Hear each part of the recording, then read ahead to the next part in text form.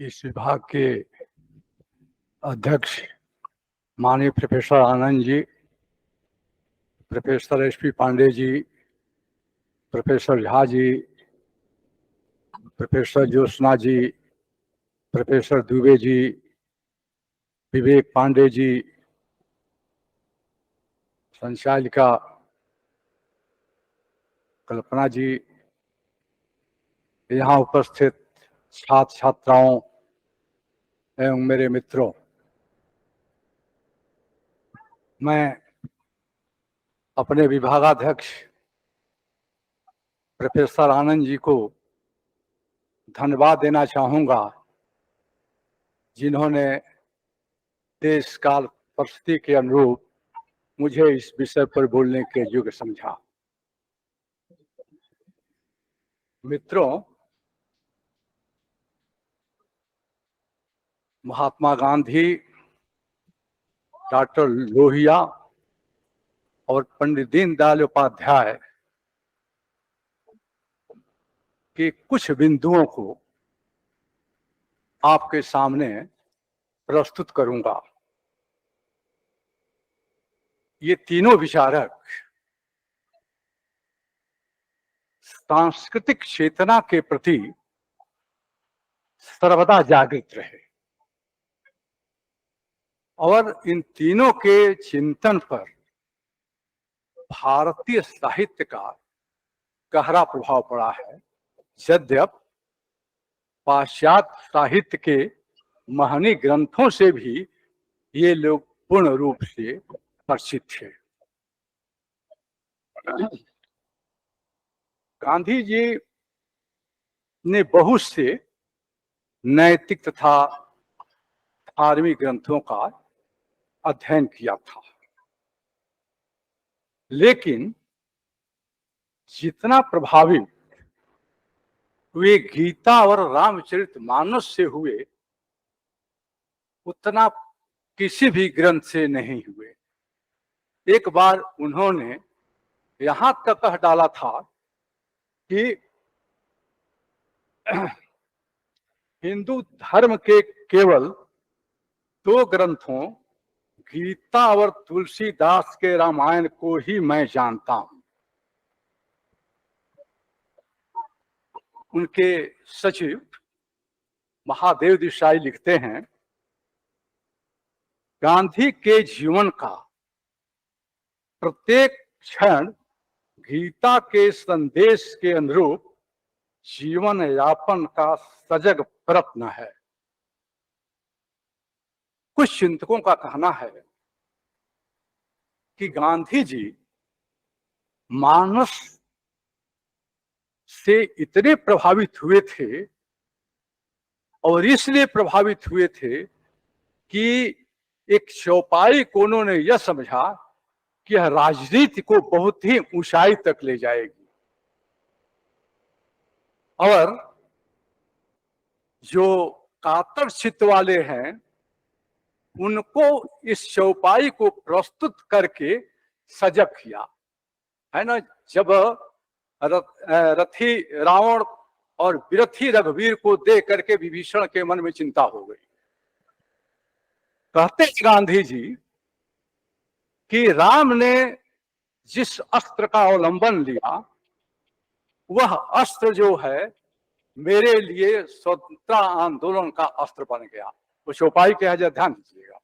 चौपाई है, सखा धर्म मम असरथ जाके रिपुजन जीत सकहि नहीं ताकी। वह क्या अस्त्र है? वह धर्म का अस्त्र है। इस धर्म के अस्त्र के सामने कोई भी जीत नहीं सकता है। इसलिए कुछ लोगों का मानना है कि गांधी जी ने इस अस्त्र का स्वतंत्रता के आंदोलन में प्रयोग मानस से प्रभावित होकर ही किया था। अब थोड़ा हम डॉक्टर राम मनोहर लोहिया की चिंतन पर भी तुलसीदास, गीता एवं उपनिषद का प्रभाव दिखता है। आप लोग जानते होंगे कि डॉक्टर राम मनोहर लोहिया ने राम, कृष्ण, शिव, रामायण पर उन्होंने लेख लिखा है। तुलसी के बारे में वो क्या कहते हैं डॉक्टर लोहिया, ये तो आलोचना भी करते हैं, लेकिन ये भी कहते हैं कि समाज के जोड़ने के लिए तुलसीदास जो हमारे सामने जो कुछ प्रस्तुत किया है समाज की जोड़ने वाली चीज, उसको लेकर के हमें चलना चाहिए। कह रहे हैं तुलसी के बारे में। तुलसी के बारे में मैं अपनी निजी राय बता दूं, जिसको मानना जरूरी नहीं है। तुलसी एक रक्षक कवि थे। जब चारों तरफ से अझेल हमले हों तो बचाना, थामना, टेक देना शायद ही तुलसी से बढ़कर कोई कर सकता है। इस संदर्भ में पंडित जवाहरलाल नेहरू का एक उदाहरण प्रस्तुत करूंगा, इसलिए कि दोनों लोग एक पक्ष थे एक प्रतिपक्ष थे। वो क्या कहते हैं, फिल्म से जब the world history Jawaharlal Nehru की विश्व इतिहास की झलक में जब अकबर पर लिख रहे हैं पंडित जवाहरलाल नेहरू, तो क्या लिखते हैं यह देखिएगा, उन्हीं के शब्दों में पढ़ रहा हूं। लिख रहे हैं कि अकबर के राज्यकाल में उत्तर भारत में एक व्यक्ति रहा जिसका नाम उत्तर प्रदेश के हर एक ग्रामीण की जबान पर है। वह वहां इतना मशहूर और लोकप्रिय है जितना अकबर या दूसरा कोई बादशाह नहीं हो सकता। मेरा मतलब तुलसीदास से है, जिन्होंने हिंदी में रामचरितमानस का रामायण लिखा। तो मैंने इसलिए इन चीजों को उपस्थित किया कि इन ग्रंथों से डॉक्टर लोहिया जो है प्रभावित थे, और पंडित दीनदयाल उपाध्याय से विशेष, आगे मैं बताऊंगा। पंडित दीनदयाल उपाध्याय के दर्शन पर भी वेद, उपनिषद, गीता, अद्वैत वेदांत तमाम ग्रंथों का प्रभाव पड़ा है। जहां उनको लगा कि यह मेरे लिए उपयोगी है, वहां से उन्होंने जो है उसे उठा लिया। तुलसीदास से भी प्रभावित। तुलसीदास के बारे में लिख रहे हैं कि तुलसीदास जी ने हमें तब चेतना दी जब हम आत्मसम्मान खो रहे थे। तो एक मैंने एक छोटी सी दृष्टि इन लोगों की यह रखी कि ये लोग भारतीय ग्रंथ से कैसे प्रभावित थे। आगे मैं और ले चलूंगा। इस समय क्या बहुत पहले से ही धर्म और राजनीति को लेकर के संघर्ष चलता रहा है, और वह संघर्ष आज भी है। कुछ लोगों का यह मानना है कि धर्म राजनीति से बिल्कुल पृथक है, कोई संबंध नहीं है। लेकिन ये तीनों विचारक यह कहते हैं कि नहीं, हम आपकी बात से सहमत नहीं हैं, धर्म और राजनीति का संबंध है। और गांधी पहले देखे हम लोग, गांधी जी स्वयं कह रहे हैं, मैं हमेशा से यह कहता आया हूं कि मेरे जीवन में धर्म का स्थान प्रमुख है और राजनीति उसकी अनुवर्तनी है। मेरे राजनीतिक क्षेत्र में आने का कारण यह हुआ कि मैं अपने धार्मिक जीवन को उससे प्रभावित हुए बिना व्यतीत न कर सका। यानी गांधी जी धर्म से वंचित राजनीति को त्याज मानते थे, और वह यह कहा करते थे कि राजनीति बड़ी गंदी चीज है। राजनीति को गांधी जी गंदी चीज मानते थे, इसलिए उस गंदी चीज को उन्हें जो है हटाना जो है आवश्यक था। इसलिए वो मानकर यह चल रहे हैं कि यदि हमें राजनीति का भ्रष्टाचार मिटाना है तो धर्म और राजनीति के अटूट संबंध को कभी नहीं भूलना चाहिए। इन दोनों का जो है अटूट संबंध है। एक बार फिर एक लिख रहे हैं कि मैं धर्म के बिना, एक बात पंडित जवाहरलाल नेहरू ने गांधी जी को पत्र लिखा कि आप बार बार धर्म की बात करते हैं, लेकिन मैं समझ नहीं पाता वह धर्म को लेकर के आप क्या करेंगे। उस पर ये जवाब दे रहे हैं गांधी कि मैं मैं धर्म के बिना एक पल नहीं रह सकता। मेरे बहुत से राजनीतिक मित्र मुझसे निराश हैं, क्योंकि उनका कहना है कि मेरी राजनीति भी धर्म से व्युत्पन्न है। और वे ठीक कहते हैं, मेरी राजनीति और मेरे अन्य सभी कार्यकलाप धर्म से व्युत्पन्न हैं। इसलिए गांधी जी धर्म विहीन राजनीति को मौत का फंदा मानते थे, कि मौत का जो है फंदा है। उनका कहना था कि धर्म बुद्धि के अभाव में राजनीति की विधायक भूमिका क्षीण हो जाती है। इसलिए उनकी राजनीति अध्यात्म की साधना है। अब लोहिया का थोड़ा ले, मैं बहुत कम ले रहा हूं, कुछ ही पार्टों को लेना है। डॉक्टर लोहिया लिखते हैं कि धर्म और राजनीति, ईश्वर और राष्ट्र या कौम हर जमाने में और हर जगह मिलकर चलते हैं, लेकिन आज राजनीति और धर्म का रिश्ता बिगड़ गया है। यद्यप दोनों एक ही सिक्के के दो पहलू हैं। आप लोग बहुत सुने होंगे उनके राजनीति और धर्म को लेकर के, जिसको मैं पढ़ रहा हूं। उनका कथन है कि धर्म दीर्घकालीन राजनीति है और राजनीति अल्पकालीन धर्म। फिर वो आगे जोड़ते हैं, धर्म प्रेस की उपलब्धि का प्रयत्न करता है और राजनीति बुराई से लड़ती है। और बुराई से लड़ती है।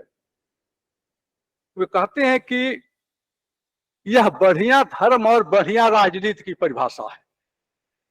यह बढ़िया धर्म, उन्हीं का वर्ड है, यह बढ़िया धर्म और बढ़िया राजनीति की परिभाषा है। धर्म जो दीर्घकाल है, करें कि धर्म जो दीर्घकाल है, अच्छाई करता है और अच्छाई की स्तुति करता है।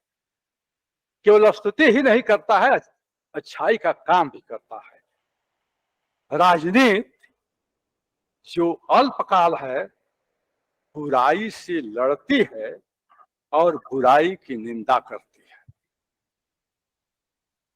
लोहिया कहते हैं कि हम आज एक ऐसे दुर्भाग्यपूर्ण स्थिति में पहुंचे हैं जिसमें कि बुराई से विरोध की लड़ाई में धर्म का कोई वास्ता ही नहीं रह गया है और धर्म निर्जीव हो गया है और राजनीति कलही और बेकार हो गई है। वे लोहिया स्वस्थ समाज के निर्माण के लिए धर्म और राजनीति को एक दूसरे का पूरक मानते थे। यद्यप उस समय की सत्ता इसे बिल्कुल ही नकारती थी, बिल्कुल ही स्वीकार नहीं करती थी, लेकिन इसको लेकर के लोहिया संघर्ष करते थे। अब हम पंडित दीनदयाल जी को देखें। पंडित दीनदयाल जी भी महात्मा गांधी तथा लोहिया की तरह धर्म एवं राजनीति का अटूट संबंध मानते हैं। उनका कहना है कि धर्म विहीन राजनीति ताप विहीन अग्नि के समान है और वह निरर्थक है। वे महात्मा गांधी की तरह भारत की धरती को धर्म प्राण मानते हैं। यह भारत की धरती धर्म प्राण धरती है। धर्म के बिना बहुत दिनों तक यह धरती नहीं चल सकती, नहीं चल सकती।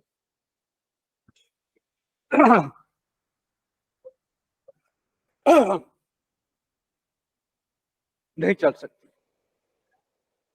क्योंकि लोहिया कहना है कि चूंकि हम धर्म को एक संकुचित अर्थ में लेते हैं, धर्म को हम मत समझ लेते हैं, धर्म को हम मजहब समझ लेते हैं, इसलिए कुछ कठिनाइयां सामने जो है आ जाती हैं। वे धर्म नियंत्रित शासन में ही व्यक्ति और समाज का सुख देखते थे। कहते हैं बिना धर्म नियंत्रित राजनीति में व्यक्ति और समाज जो है सुखी नहीं हो सकता है।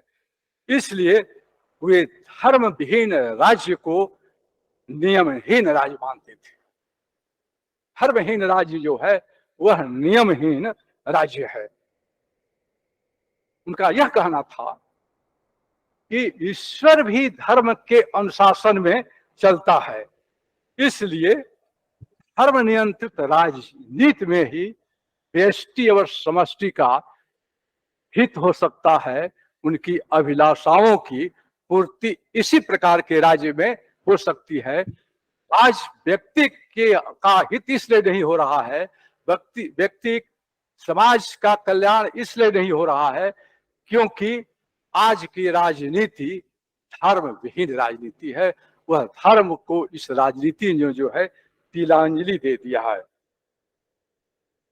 यानी यदि हमें अन्याय को मिटाना है, भ्रष्टाचार को मिटाना है, तो यह भी डॉक्टर लोहिया और महात्मा गांधी की तरह कहते हैं कि इसका खात्मा जो है धर्म नियंत्रित राजनीति के द्वारा ही हो सकता है। ये कहते हैं कि जिस प्रकार आत्मा और शरीर के बीच रचने वाली खाई विधायक मूल्य हो जाती है, उसी तरह धर्म और राजनीति के बीच रचने वाली खाई निरर्थक हो जाती है, मूल्यहीन हो जाती है। इसीलिए आज की राजनीति जो है वह मूल्यहीन हो गई है। यहां पर एक चीज ध्यातव्य है। क्या ध्यातव्य है कि महात्मा गांधी, दीनदयाल उपाध्याय तो हिंदू धर्म के बहुत बड़े पक्षधर थे ही। दीनदयाल जी को तो आप जानते ही होंगे कि हैं ही हिंदू संस्कृति के बहुत बड़े पक्षधर। लेकिन महात्मा गांधी जी भी कहते थे कि मैं सनातनी हिंदू हूं, इसीलिए सभी धर्मों को समान दृष्टि से देखता हूं। इसका तात्पर्य यह है कि मैं सनातनी हिंदू नहीं होता तो मैं अन्य धर्मों को सम दृष्टि से नहीं देखता। इसका तात्पर्य यही हुआ। लेकिन लोहिया को जा देखिए, लोहिया क्या कह रहे हैं। लोहिया कहते हैं कि ये भी हिंदू धर्म के बारे में कह रहे हैं कि हिंदू धर्म के मानने वाले खुलकर अपने को दूसरे श्रेष्ठ नहीं कहते। मैं जो थोड़ा बहुत हिंदू धर्म को समझ पाया हूं उसमें यही एक विशेषता है। बाकी और धर्म वाले तो आसानी से अपने मुंह में ले आया करते हैं कि वे सबसे अच्छे हैं। सही हिंदू ज्यादा से ज्यादा कभी अपने पुरखों के बड़प्पन को बताएगा और वह यह कहेगा कि बड़प्पन की उस ऊंचाई तक हम लोग पहुंचे जिससे ज्यादा ऊंचे और कोई नहीं पहुंच सके। कहते हैं लोहिया कि ऊंचाई पर पहुंचाने के लिए हिंदू धर्म कहता है, अपने धर्म की श्रेष्ठता का यह वर्णन नहीं करता। और धर्म वाले अपने धर्म की श्रेष्ठता का वर्णन करते हैं, वह यह नहीं कहते कि हम ऊंचाई पर कैसे पहुंचेंगे, हम आगे कैसे बढ़ेंगे, हम प्रगति कैसे करेंगे, अन्य धर्म वाले जो है नहीं कहते हैं। इसलिए यह कहा जा सकता है कि डॉक्टर राम मनोहर लोहिया की दृष्टि हिंदू धर्म के प्रति उदार थी। जब ये उदार हिंदू धर्म और कट्टर हिंदू धर्म की चर्चा भी करते हैं, लेकिन इनका कहना है कि दोनों का संघर्ष चलता रहा है, लेकिन कभी रक्तपात नहीं हुआ, कभी रक्तपात नहीं हुआ।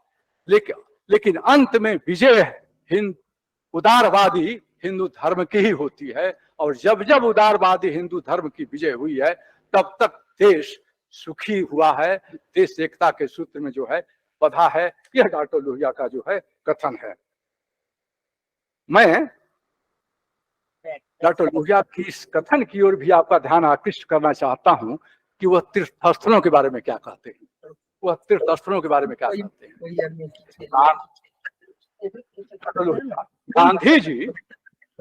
गांधी जी और पंडित दीनदयाल उपाध्याय की दृष्टि साफ है। आप ये जानते होंगे कि गांधी जी जब आए थे बनारस में, तो बनारस के मंदिर के कुछ उन्होंने ये किया था कि भाई साफ सुथरा रहना चाहिए इत्यादि आदि। यानी तीर्थस्थलों को गांधी जी भी महत्व देते थे, तीर्थस्थलों को जाया करते थे और कहते थे कि तीर्थस्थल जो है ज्ञान के केंद्र हैं, चाहे तो यहाँ से हम ज्ञान ले सकते हैं। और दीनदयाल जी का तो स्पष्ट मत है। लेकिन डॉक्टर लोहिया का देखिए, डॉक्टर लोहिया की दृष्टि यहाँ पर क्या है। डॉक्टर लोहिया तीर्थ स्थलों की कहते हैं कि महानतम तीर्थ स्थलों की उपेक्षा से मैं दुखी हूं। उन्हीं के शब्द में पढ़ रहा हूं। उनका कहना है कि अच्छे मकानों और आवास की आधुनिक सुविधाओं की प्रदर्शनियां दिल्ली में करना धन का गुजरीमाना अपव्यय है, जबकि थोड़े से अतिरिक्त खर्चे में इन महान तीर्थ केंद्रों का जीर्णोद्धार हो सकता है और ये शिक्षाप्रद उदाहरण बन सकते हैं। भारत सरकार इस काम से भागती है, शायद इस आधार पर कि ये हिंदू तीर्थ स्थल है और ऐसा प्रकट करना चाहती है कि वह स्वयं हिंदू नहीं है। यानी यह आरोप लगा रहे हैं उस समय की सरकार को। तो यह कहना है कि चाहे वह किसी भी धर्म का वह स्थल हो, उस स्थल का तो निर्माण होना ही चाहिए, लेकिन ये वर्तमान सरकार भग रही है।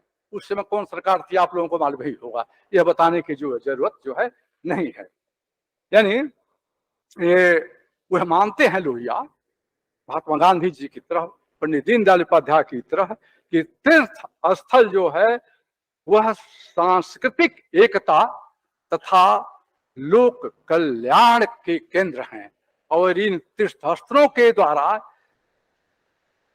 ज्ञान की वृद्धि होती है, परंपरा के ज्ञान की वृद्धि होती है, तथा ये तीर्थ स्थलों से लोक का कल्याण भी होता है। एक बहुत बढ़िया शिव के बारे में लिख रहा है, ये बस एक लाइन में भाई ये खत्म करूंगा। शिव के बारे में क्या लिख रहे हैं कि जब पार्वती मर गई तो मृत पार्वती को अपने कंधे पर लेकर के शिव देश भर में घूमने लगे, और देश भर में पार्वती के अंग गिरे, और तब तक लिए रहे जब तक पूरे अंग गिर नहीं गए। तो क्या डॉक्टर लोहिया लिख रहे हैं इस संदर्भ में, लिख रहे हैं कि शिव की यह कहानी हिंदुस्तान की अटूट और विलक्षण एकता की कहानी है। यहां डॉक्टर लोहिया का ये है कथन है। अब मैं उन बिंदुओं पा रहा हूं जो इनकी विचारधारा है। जैसे गांधी जी सर्वोदयवादी हैं, लोहिया समाजवादी हैं, और पंडित दीनदयाल उपाध्याय एकात्म मानववादी हैं। थोड़े में ही बताऊंगा कि, और यही मेरी ये कोशिश है कि चाहे गांधी जी का सर्वोदयवाद हो, चाहे लोहिया का समाजवाद हो, चाहे दीनदयाल उपाध्याय जी का मानवतावाद हो, सबका स्रोत भारतीय साहित्य ही है, उसी से लोगों ने लिया। लोहिया के बारे में लोगों को भ्रम है, आऊंगा उसको बताऊंगा। गांधी के बारे में तो स्पष्ट आप लोग जानते भी हैं, ऐसा नहीं है कि मैं नई चीज बताऊंगा, सभी इससे जो है परिचित हैं। तो महात्मा गांधी की जब सर्वोदय को मैं ले रहा हूं, ये महात्मा गांधी की सर्वोदय की भावना का सूत्र सर्वे भवन्तु सुखिनः सर्वे सन्तु निरामयाः सर्वे भद्राणि पश्यन्तु मा कश्चित् दुःख भाग् भवेत्। यह है गीता का सर्वभूत हिते रता और ईशावास्योपनिषद का ईशावास्यमिदं सर्वम यत्किंचित् जगतां जगत्। यानी सर्वोदय की अवधारणा को महात्मा गांधी ने इन्हीं सूत्रों से जो है लिया है।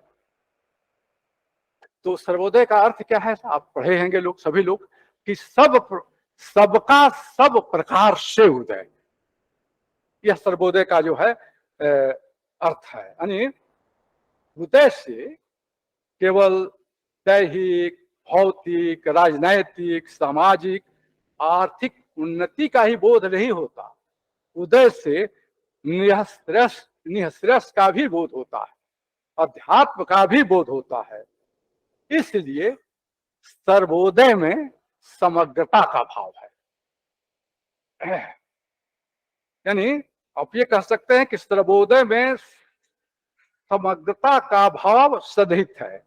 यह सर्वोदय है क्या? तो सर्वोदय सर्ववाद है। गायत्री उपनिषद में एक आता है, यह सर्वम पश्यति सह पश्यति। ठीक है, जो सबको देखता है वही असल में देखता है। यहां पर मैं यह स्पष्ट करना चाहता हूं कि इस देश में प्राचीन काल से ही सर्वता का सिद्धांत रहा है, बहुलता का नहीं। सर्व में ही बहुल है और सर्व में ही अल्प है, लेकिन बहुलता में ऐसा नहीं है। बहुल एक सीमा तक सीमित है, उसकी एक अपनी सीमा है, और एक दूसरे से अलगाव भी की सूचना देता है। इसलिए महात्मा गांधी जब कहते हैं कि जब हम सबके कल्याण की बात करते हैं, जब हम सर्वोदय की बात करते हैं, तो उसमें किसी को छूटने की बात नहीं है कि यह छूट गया। लेकिन यह जो बहुसंख्यक है, वह बहुसंख्यक में बहुत से लोगों की छूटने की बात है। इसलिए इस भारत की जो प्राचीन परंपरा रही है, वह सर्वता के सिद्धांत को लेकर के चलती रही है, और गांधी उसी सर्वता के सिद्धांत को लेकर के अपने सर्वोदय की अवधारणा का निर्माण किया और उसका इन्होंने जो है विकास किया। सर्वोदय मात्स्य न्याय मिटाने तथा जीवन और समाज को सर्वांगीण दृष्टि से सुसंपन्न बनाने के लिए क्या कहा, तुम जिलाने के लिए जियो तथा दूसरों को अपना बनाओ। यह सिद्धांत दिया गांधी ने। यानी यह सिद्धांत, गांधी का सिद्धांत संघर्ष का नहीं, गांधी का सिद्धांत सहयोग का है। सहयोग का है। उनका कहना है कि संघर्ष से आज तक विकास नहीं हुआ है। जब भी विकास हुआ है वह सहयोग से ही हुआ है। यानी उनका यह कहना है कि जिस संघर्ष में से जीवन संपन्न होता है, इसे संघर्ष नाम हम भले ही दे दें, लेकिन असल में वह सहयोग ही है, क्योंकि जीवन संपन्न सहयोग से ही होता है, संघर्ष से नहीं होता है। क्योंकि मनुष्य का स्वभाव संघर्ष का नहीं है, मनुष्य का स्वभाव सहयोग का है। इसलिए कहते हैं कि संघर्ष के आधार पर कभी भी स्वस्थ समाज की रचना नहीं हो सकती है। संघर्ष, प्रतिस्पर्धा, प्रतिद्वंदिता, प्रतियोगिता, इसको वे अज्ञान जन मानते हैं कि यह अज्ञान से जो है उत्पन्न है। इसलिए सर्वोदय, समन्वय, सामंजस्य, सहयोग एवं सामनस्य को सुसंपन्न जीवन दर्शन तथा स्वस्थ समाज रचना का आवश्यक तत्व मानता है।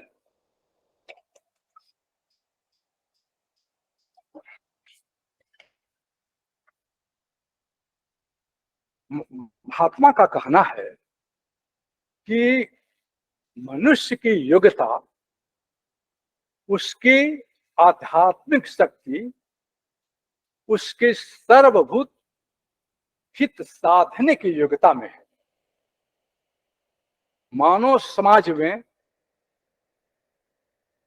पशु बल नहीं, नित्य बल, धर्म बल, आत्मबल का महत्व।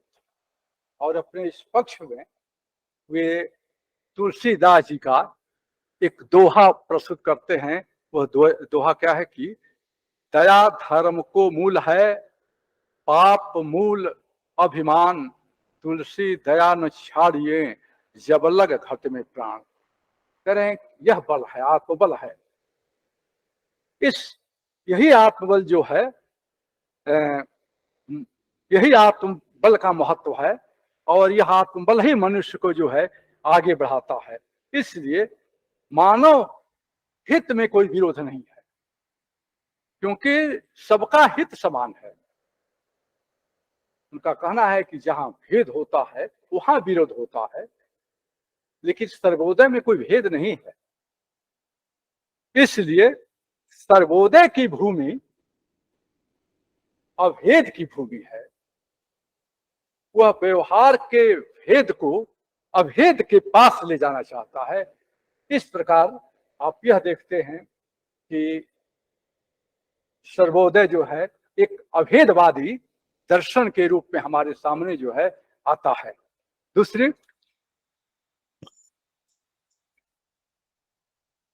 कुछ चिंतकों का कहना है कि जो सर्वोदय के ऊपर आक्षेप लगाते हैं, उन लोगों का कहना है कि सर्वोदय आदर्श हो सकता है, लेकिन व्यवहार में उसका विनियोग असंभव है।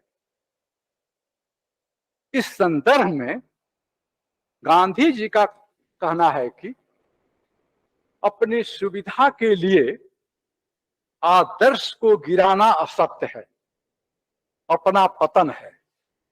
आदर्श को स्वतंत्र रूप से जानकर वह चाहे कितना कठिन हो, तथापि उसे प्राप्त करने का जी जान से प्रयत्न करना परम पुरुषार्थ है। गीता की भाषा में धीरे धीरे किंतु अतंद्रित होकर हमें प्रयत्न करते रहना चाहिए। इसका तात्पर्य है कि प्रयास पूर्वक की गई क्रिया के द्वारा मनुष्य सर्वोदय तक पहुंच सकता है। यह एक संक्षेप में गांधी जी के अनुसार मैंने सर्वोदय की अवधारणा को आपके सामने प्रस्तुत किया। अब थोड़ा डॉक्टर लोहिया के समाजवाद को देखा जाए, जो सबसे इंटरेस्टिंग है। डॉक्टर लोहिया समाजवादी विचारक हैं, आप सभी लोग जानते हैं। लेकिन समाजवाद के जिस रूप की उन्होंने स्थापना की है, उसका स्रोत उपनिषद, गीता तथा तुलसीदास का रामायण है। डॉक्टर लोहिया कहते हैं कि दुनिया में हिंदुस्तान ही एक ऐसा देश है जहां दर्शन को संगीत के माध्यम से पेश किया गया है और वहां पर वे कठोपनिषद का एक श्लोक प्रस्तुत करते हैं और ये भी कहते हैं कि केवल यही याद है, आगे वाला मुझे याद नहीं है। उसकी व्याख्या वो करेंगे। जब मैं आगे वाले श्लोक को भी मैंने नोट कर लिया है। वो श्लोक क्या है आप सभी लोग जानते होंगे। अग्नि यथा एको भुवनम प्रविष्टो रूपम रूपम प्रतिरूपो बभूव एकः तथा सर्वभूतान आत्मा रूपम रूपम प्रतिरूपो बहिष्य। लोहिया की व्याख्या या देखिए कि किस रूप में कहां ले जाना चाहते हैं। जैसे हम तो समान है जो हम लोग जानते हैं कि अग्नि एक है, लेकिन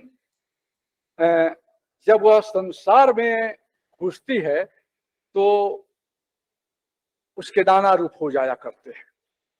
उसी तरह से आत्मा एक है, लेकिन जब प्राणियों के बीच में आती है तो उसके नाना रूप हो जाते हैं।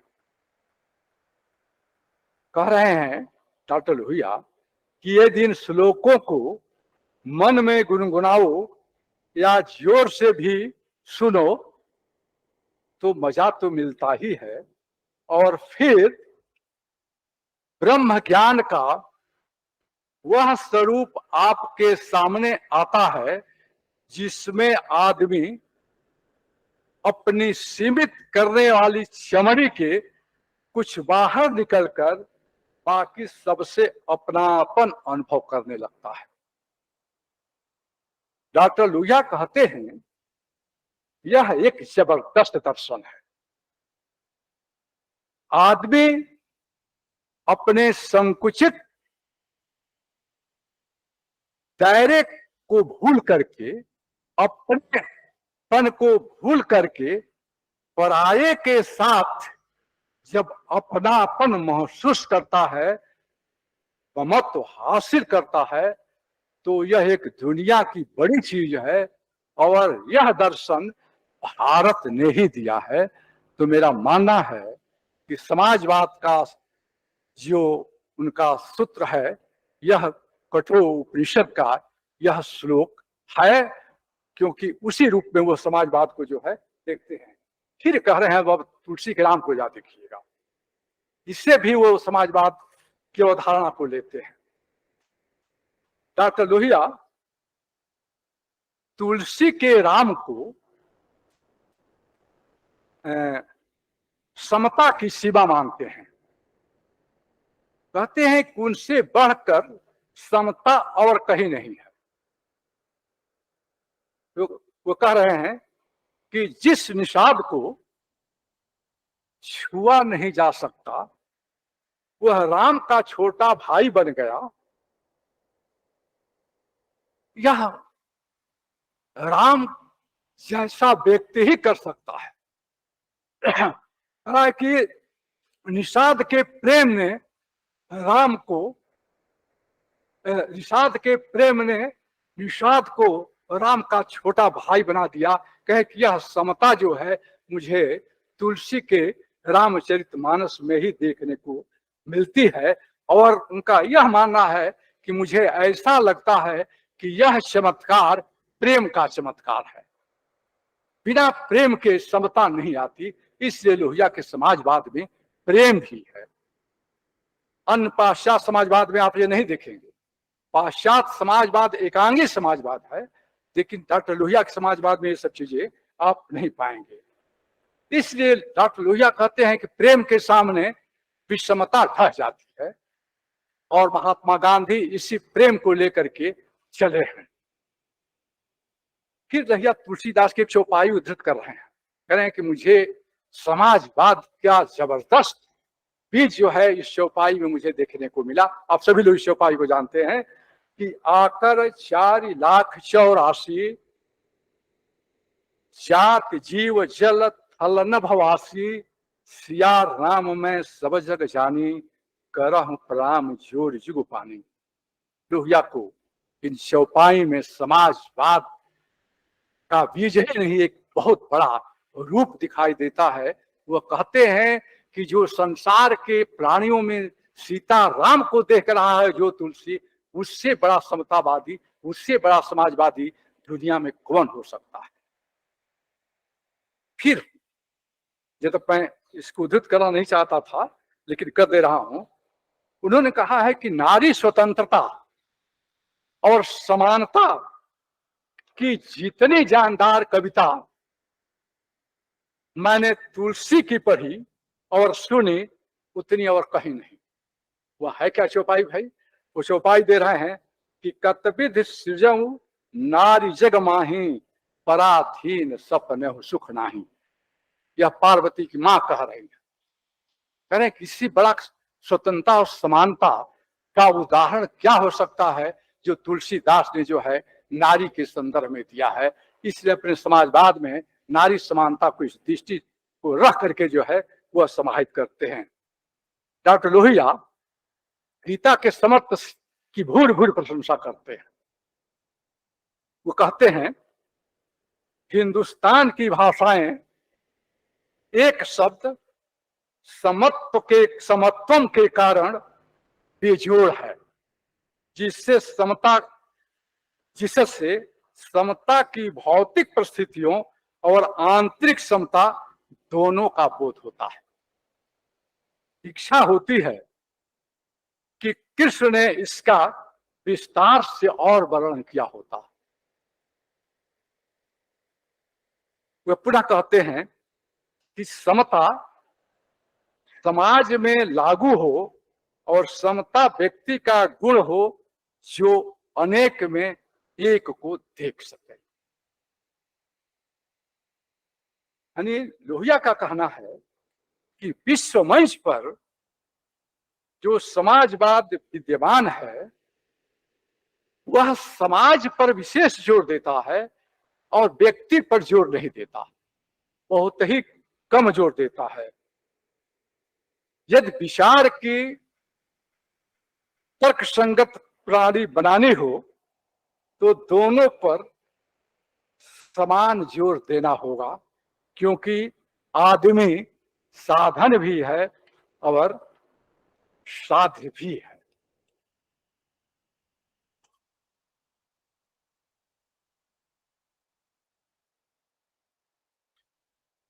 समाजवाद,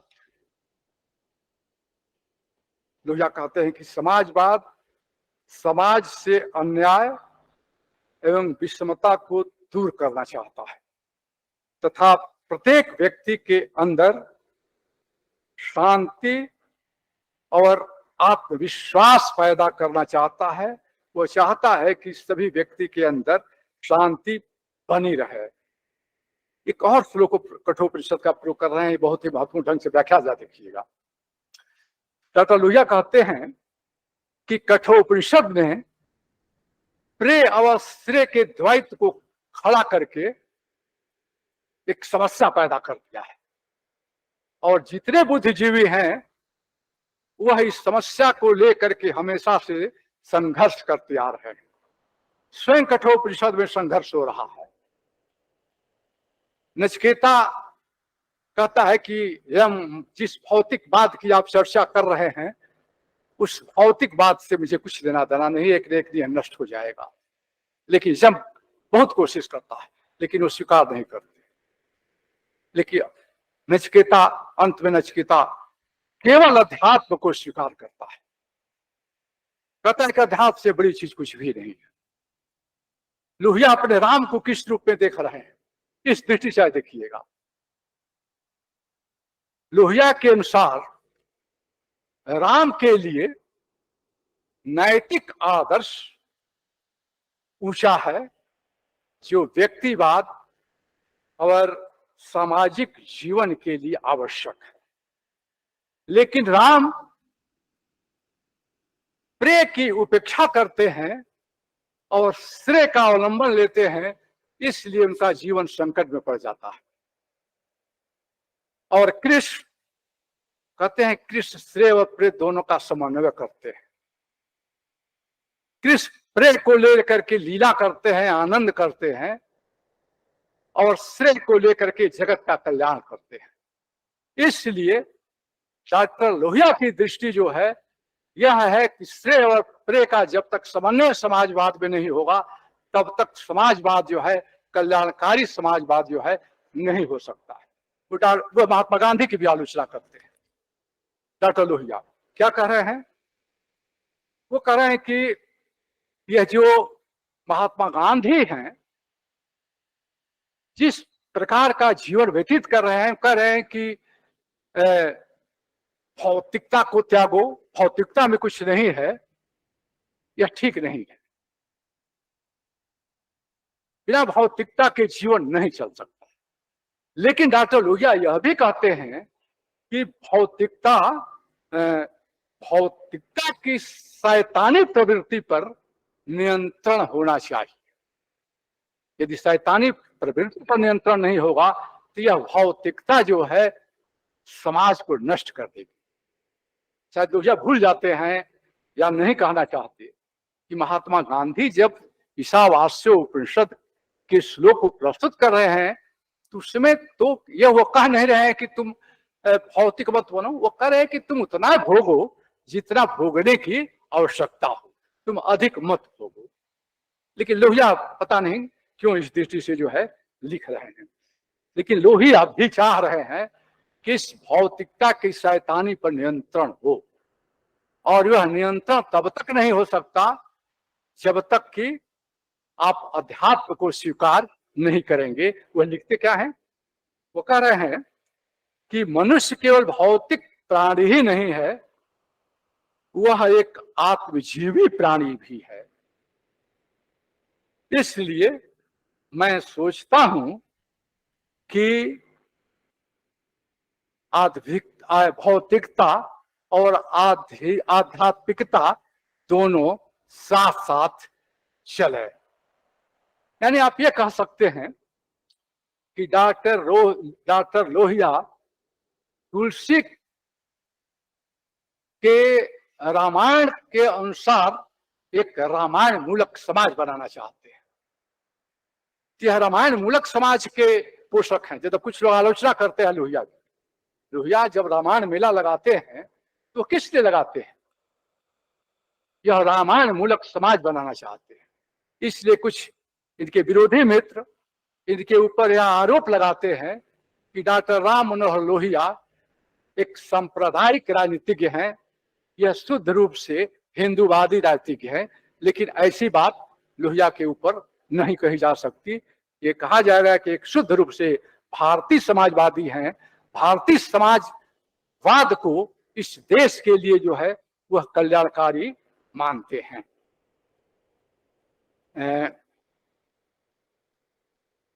लोहिया भी कह रहे हैं कि मैं समाज की स्थापना करना चाहता हूं, मैं चाहता हूं कि वहां भेद न हो।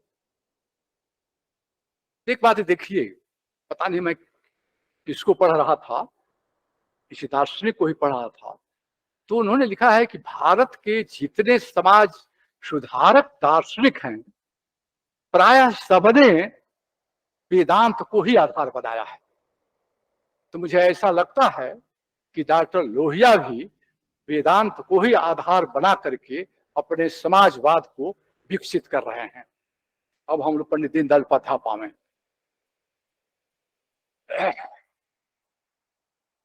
जैसा कि आप जानते हैं कि पंडित दीनदयाल उपाध्याय एकात्म मानववादी विचारक है।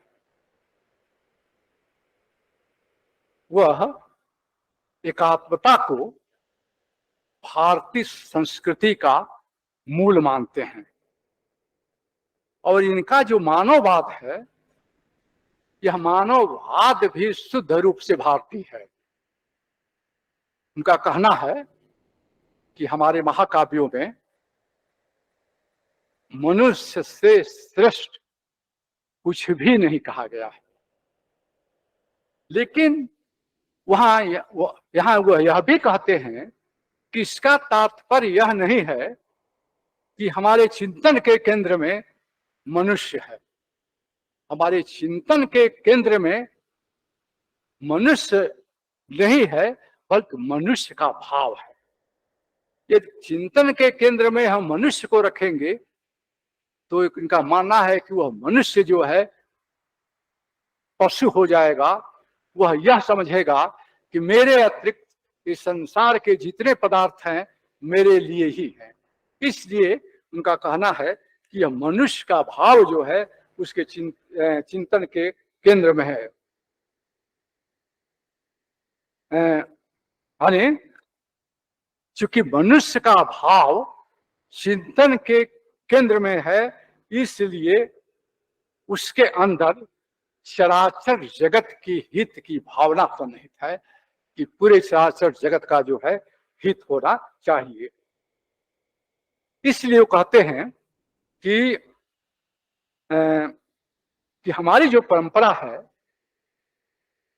वह मैं अपने के लिए के भाव को लेकर ही नहीं चलती है, वह इस भाव को लेकर भी चलती है कि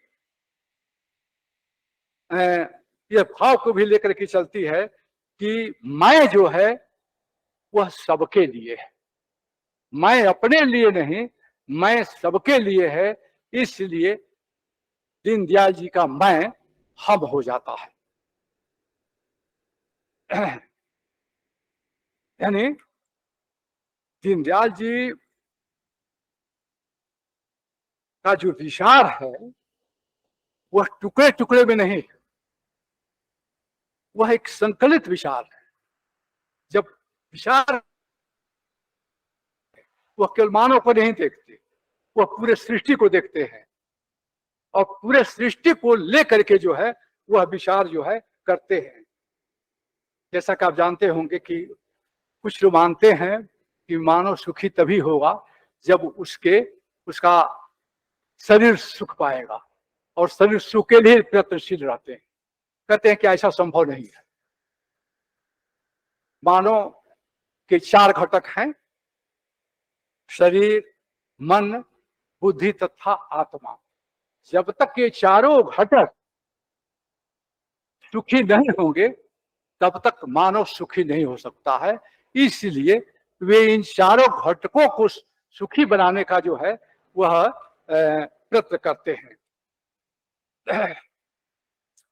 उनका यह मानना है कि कोई इनमें से अकेले घटक मानव को सुखी नहीं कर सकता है। मानव पूर्ण रूप से सुखी तभी हो सकता है जब सभी घटक जो है संतुष्ट हो, सुखी हो, तभी मानव पूर्ण रूप से सुखी जो है हो सकता है। इसलिए उनका कहना है कि हमारी संस्कृति की दृष्टि एकात्मता की है। वे भी गांधी जी की तरह, लोहिया की तरह भौतिकवाद और समाजवाद को समन्वित करके चलते हैं, लेकिन लोकायत की भी प्रशंसा कर रहे हैं। वो कह रहे हैं कि कहते हैं कि ये जो लोकायत दर्शन है, इस दर्शन की भी उपादेयता है। क्या उपादेयता है? कहें कि समाज व्यवस्था में लोकायत की उपयोगिता है, क्योंकि जो इंद्रिय ग्राह्य है उसका नियंत्रण गोचर प्रमाण से ही हो सकता है। और समाज में तमाम ऐसी चीजें घटती हैं, जैसे कोई चोरी किया, करें कि चोर को दंडित करना है तो हम गोचर प्रमाणों को ही लेकर कर सकते हैं। यदि चोर यह कहे कि पूर्व जन्म में जब मैं था, जिसके यहां मैंने चोरी किया था, वह मेरी ही संपत्ति थी, इसलिए मैंने उसे चुराया, कह रहे हैं कि अब नहीं हो सकता, इससे समाज में अव्यवस्था हो जाएगी। इसलिए लोकायत दर्शन का भी समाज व्यवस्था में कुछ महत्वपूर्ण स्थान है। एक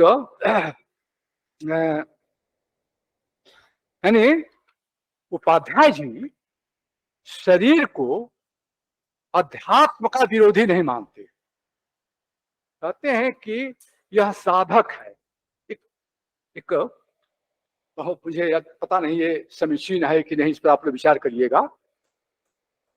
वो कहते हैं कि जो ब्रह्म है वह शरीर में ही रहता है और ब्रह्म का स्वरूप आनंद रूप है।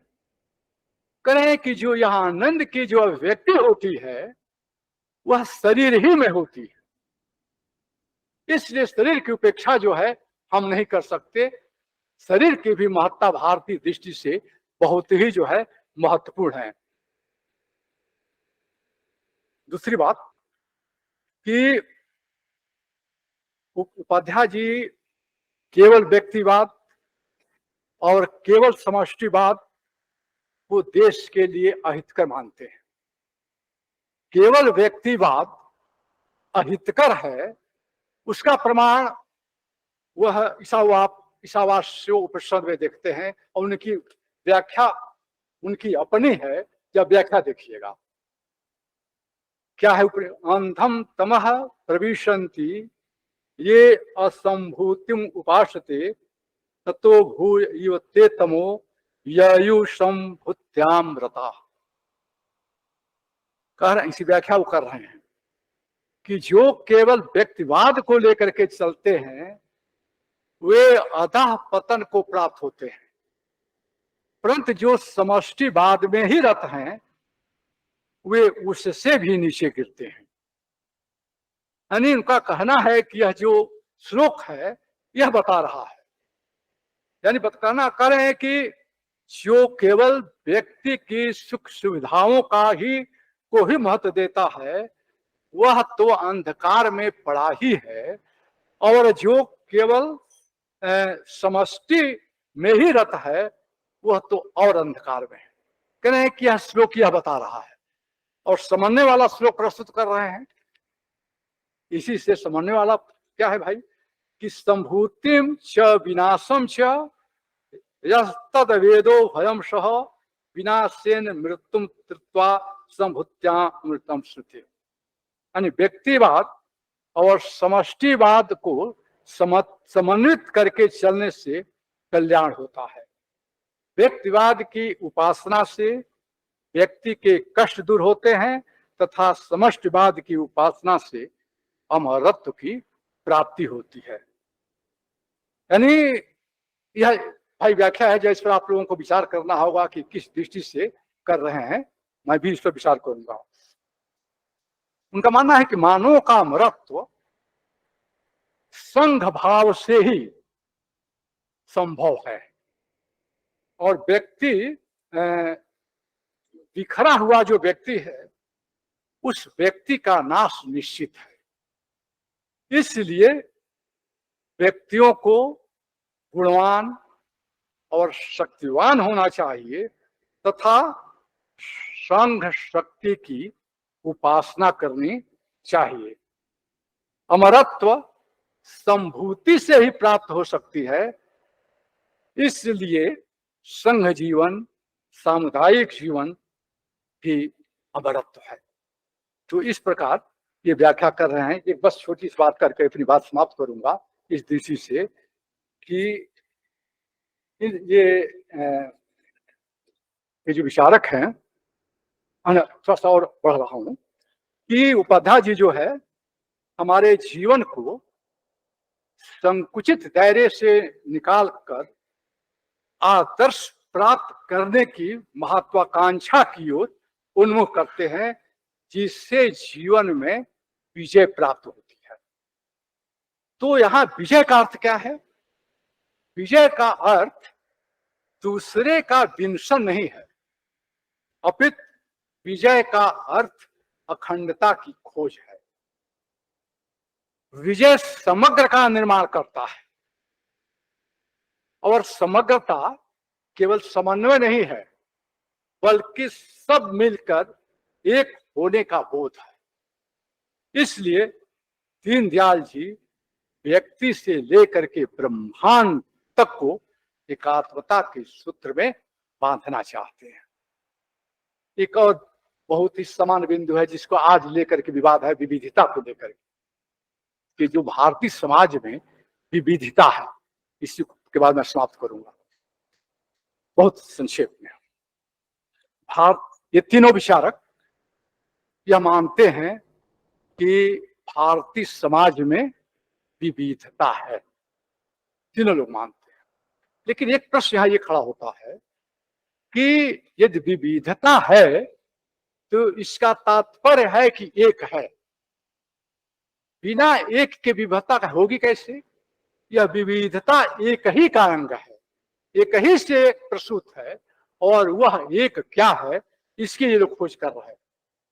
तो महात्मा गांधी जी का तो स्पष्ट कहना है कि यह जो समाज में जो हमें विविधता दिखाई दे रही है, उस विविधता को बांधने वाला एक प्रेम नामक तत्व है जो समाज को बांधता है।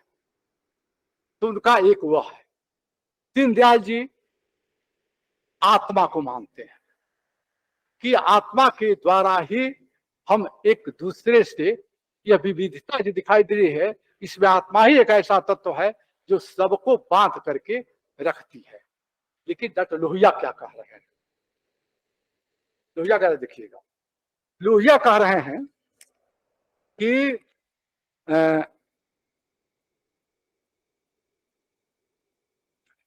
एक बात और भी बता दूं कि ये तीनों विचारकों का यह मानना है कि इस विविधता को राजनीति के द्वारा नहीं बांधा जा सकता। राजनीति के द्वारा विविधता को एकता के सूत्र में हम नहीं बांध सकते हैं, क्योंकि राजनीति विखंडनकारी होती है, यह विघटन पैदा करती है, यह तय हो रहा है। तो डॉक्टर लोहिया ये कह रहे हैं कि एक भावना है जो विविधता को एक में लेकर के चलती है। जैसे कह रहे हैं कि जैसे तमाम नदियां हैं और नदियां जा करके सागर में गिरती हैं, तो ये नदियां जो सागर में गिर रही हैं उनके अंदर एक भाव है कि हमें जा करके सागर से मिलना है। तो यह भाव जो है, यही जो है इस संसार में जो विविधता है, ये भाव जो है एक दूसरे को जोड़ने का काम करता है। इस दृष्टि से इन लोगों ने जो है इस पर विचार किया है। तो अंत में मुझे यही कहना समीचीन प्रतीत होता है कि महात्मा गांधी, डॉक्टर लोहिया, पंडित दीनदयाल उपाध्याय अपने अपने विचारधारा के द्वारा इस देश में राम राज्य की स्थापना करना चाहते हैं। अब यदि आप ये पूछें कि तीनों में बड़ा कौन है, तो मैं तुलसी की चौपाई को ही कह सकता हूं कि को बड़ छोट कहता अपराधु। और इस विश्वास के साथ अपनी मैं बात समाप्त कर रहा हूं कि आप लोगों की तरफ से कोई प्रश्न नहीं आएंगे। धन्यवाद।